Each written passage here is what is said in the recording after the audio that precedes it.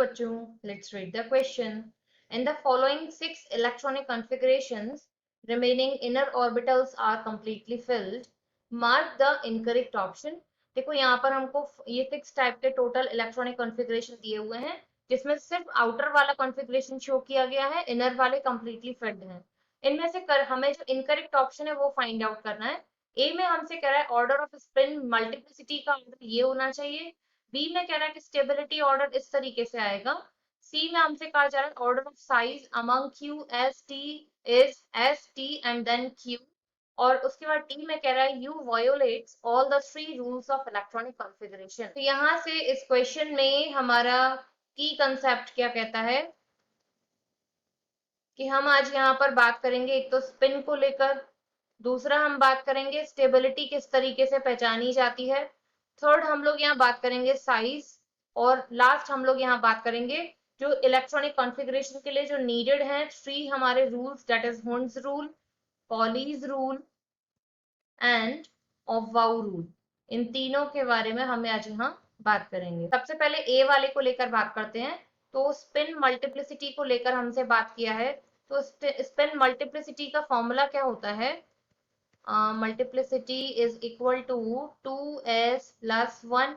तो यहाँ पर आपके पास स्पिन की वैल्यू नहीं है, तो स्पिन की वैल्यू कैसे निकलेगी आपकी? Half into number of unpaired electrons.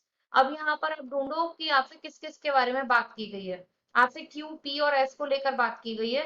तो क्यू में अगर हम देखें तो हाफ इंटू आपके नंबर ऑफ अनपेयर्ड इलेक्ट्रॉन्स है 6, तो ये वैल्यू आ जाएगी आपके स्पिन की यहाँ से 3। पी के केस में अगर हम बात करें तो पी के केस में आपकी वैल्यू आ जाएगी हाफ इंटू, ये वैल्यू है यहाँ पर 4 अनपेयर्ड इलेक्ट्रॉन से 2। और अगर हम एस के केस में बात करते हैं तो स्पिन के लिए आपकी वैल्यू आ जाएगी हाफ इंटू 2 से 1।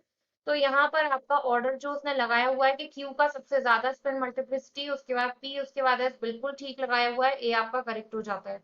अब हम बात करते हैं स्टेबिलिटी ऑर्डर को लेकर। स्टेबिलिटी में वो हमसे कह रहा है कि जो क्यू है वो ज्यादा स्टेबल होना चाहिए बजाय पी के। तो देखो हम स्टेबिलिटी कैसे देखते हैं, बी ऑप्शन को लेकर हम लोग बात कर रहे हैं। स्टेबिलिटी हमेशा देखी जाती है कि आपका जो हाफ फिल्ड ऑर्बिटल है या फिर हाफ फिल्ड और फुल फिल्ड ऑर्बिटल, ये आपके ज्यादा स्टेबल होते हैं as compare to others are more stable. ठीक है, तो अब आपको यहाँ पर फाइंड आउट करना था। तो क्यू आपका ज्यादा वहां पर स्टेबल आ रहा था क्योंकि क्यू में ज्यादा अनपेयर्ड इलेक्ट्रॉन्स थे, हाफ फिल्ड थे कंप्लीटली। तो ऐसे में क्यू आपका स्टेबल रहा, बिल्कुल ठीक है। लेकिन अगर आर और एस में कंपेयर करें, नंबर ऑफ इलेक्ट्रॉन सेम है, लेकिन वहां पर क्या है कि आर में आपका हाफ फिल्ड हो रहा है ऑर्बिटल, जबकि एस आपका हाफ फिल्ड नहीं है। तो वहां पर आर आपका एस से ज्यादा होना चाहिए था, जबकि वहां पर क्वेश्चन में हमको क्या दिया हुआ है कि एस आपका ज्यादा है।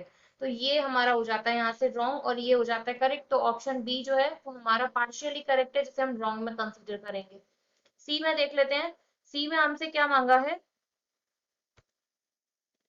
Order of size among Q S T.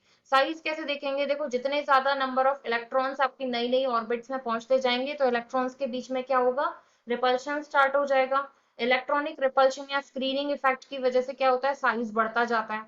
अब क्यू एस और टी को लेकर बात कर रहा है तो क्यू में देखो आपके 6 इलेक्ट्रॉन्स हैं, 3D शेल भी इंक्लूड हो गई है। एस में देखें तो एस में आपका क्या हुआ है यहाँ पर कि 3p है, लेकिन आपका जो एस है उसमें 2 इलेक्ट्रॉन है। अब बात करें टी की, तो टी में आपका 3d इंक्लूड हो गया है। तो यहाँ पर डी ऑर्बिटल ये शेल आने, सब शेल आने से क्या हो जाएगा कि साइज बढ़ जाएगा। तो सबसे ज्यादा आपका क्यू का, उसके बाद टी का, उसके बाद एस का होना चाहिए। तो यहाँ पर ये अनपेयर्ड इलेक्ट्रॉन्स के और डी ऑर्बिटल्स की वजह से ये ऑर्डर भी आपका बिल्कुल सही लगा हुआ है, तो सी भी करेक्ट हो जाएगा। अब बात करते हैं लास्ट डी के बारे में। तो डी में उसने क्या बोला है कि जो यू है वो आपका 3 रूल्स को वायोलेट करता है। तो पहले हम बात कर लेते हैं यहाँ पर हुंड्स रूल की।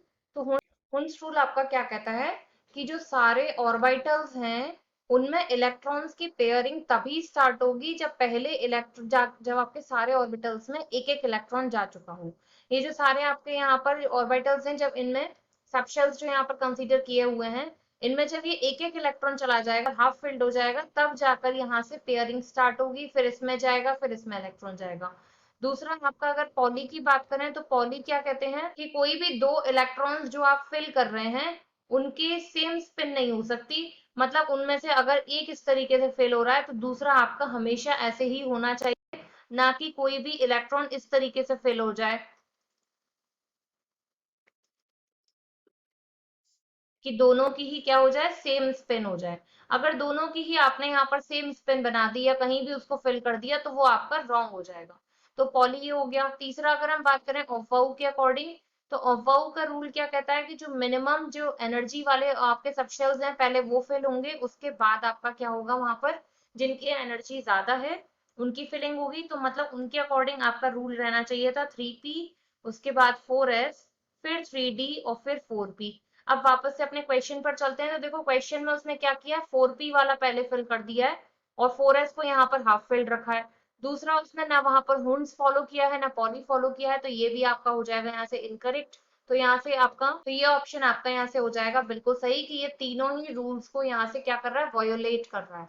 अब हम अपने क्वेश्चन पर चलते हैं। क्वेश्चन में इसने हमसे मांगा था कौन कौन से ऑप्शंस जो हैं वो यहाँ पर इनकरेक्ट हैं, इनकरेक्ट वाले हमको फाइंड आउट करने थे। तो जो आपका इनकरेक्ट था वो ओनली बी वाला था, बाकी सारे आपके यहाँ से करेक्ट ऑर्डर अरेंज थे। तो बी यहाँ से हो जाएगा आपका right answer. I hope you understood well, thank you.